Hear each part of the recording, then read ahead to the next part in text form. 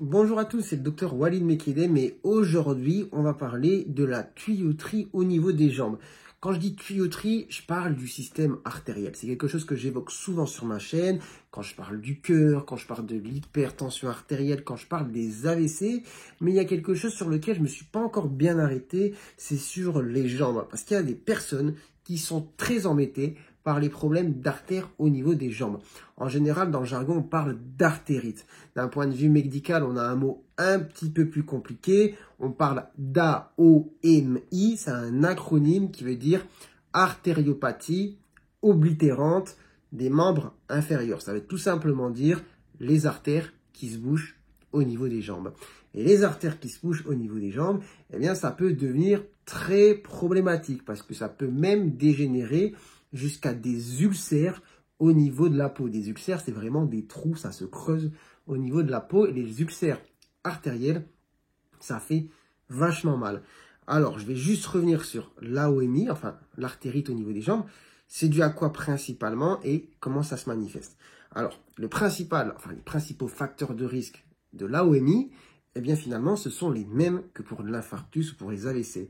On va rester sur les choses classiques: hypertension artérielle, diabète, taux élevé de mauvais cholestérol, tabac, manque d'activité physique, le package en fait habituel qui fait qu'avec le temps, la tuyauterie s'abîme. Et du coup, si les tuyaux s'abîment au niveau des jambes, vous imaginez bien, le sang passe moins bien. Quels sont plutôt les symptômes qu'on va retrouver classiques? Alors, ça va être toujours ce qu'on appelle la claudication à la marche. Qu'est-ce que ça veut dire? Ça veut dire vous marchez un périmètre donné et au bout d'un moment, c'est plus possible, quoi. Crampes affreuses dans les jambes, douleurs atroces. Vous pouvez pas. Et en fait, c'est la même chose que l'angine de poitrine. C'est-à-dire l'angine de poitrine, c'est des tuyaux au niveau du cœur où le sang passe pas bien et au bout d'un moment donné, pour un effort donné, ça pompe pas assez. Si c'est trop dur, ça fait mal. Il y a un territoire du cœur qui souffre et il y a cette douleur dans la poitrine. Eh bien, les jambes, c'est pareil. Tous vos muscles des jambes qui ont besoin de sang durant l'effort, si les tuyaux sont trop bouchés et que le sang passe mal pour un effort donné, au bout d'un moment, le muscle est en souffrance. Et vous êtes là, vous faites 200 mètres et au bout d'un moment, non, on peut pas. Faut s'arrêter et pour que ça circule un peu mieux, pour récupérer. Mais en tout cas, grosse douleur à la marche. Et à un stade évolué, on peut même avoir du coup des douleurs même la nuit parce qu'en fait, on se retrouve dans cette situation de souffrance par manque justement d'apport en sang, même dans des situations où on ne fait pas vraiment d'efforts. Et si on est à ce stade-là, c'est vraiment que la tuyauterie, elle est vraiment en mauvais état. Et à un stade beaucoup plus évolué, enfin, ça peut se retrouver dans différentes situations, mais en tout cas, avec ce problème de tuyaux bouchés, de mauvaise circulation sanguine sur le plan artériel, on peut avoir des ulcères de peau qui se forment, des ulcères artériels. Franchement, je vais pas montrer de photos parce que c'est hyper choquant en fait quand on n'a pas l'habitude.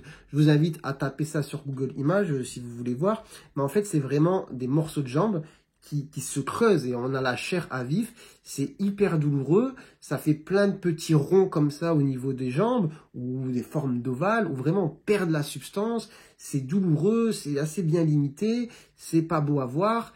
Et forcément, quand on est dans cette situation, c'est qu'on est à un stade quand même assez évolué.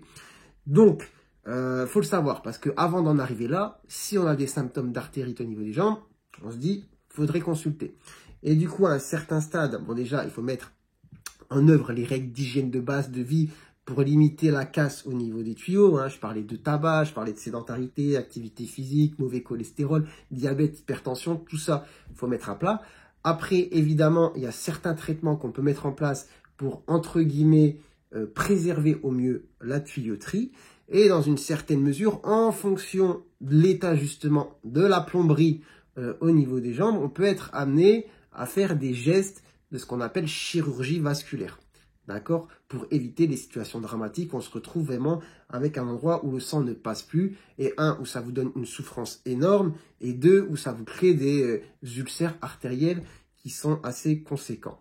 D'accord? Et ulcères artériels, à pas confondre avec les ulcères veineux, qui ont un aspect différent et qui sont qui arrivent sur un terrain différent. Mais est-ce que c'est le sujet de la vidéo? J'ai pas trop envie de tout mélanger, sinon on va s'embrouiller, mais c'est pas la même chose. Si vous avez déjà entendu parler d'ulcère veineux, en général, ulcère veineux, ça fait pas vraiment mal, c'est un peu fibrineux, c'est-à-dire il y a du blanc dessus, contour mal limité, et ça survient en général chez les gens qui ont un mauvais retour veineux, c'est-à-dire tout le temps les jambes lourdes, les jambes qui gonflent, etc. Donc c'est vraiment quelque chose d'autre.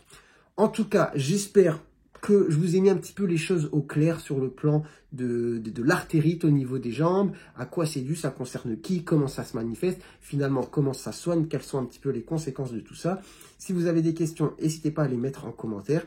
Et puis sur ce, moi je vous dis prenez soin de vous, prenez soin de votre santé et à très bientôt, je l'espère, pour de nouvelles vidéos. Allez, ciao ciao.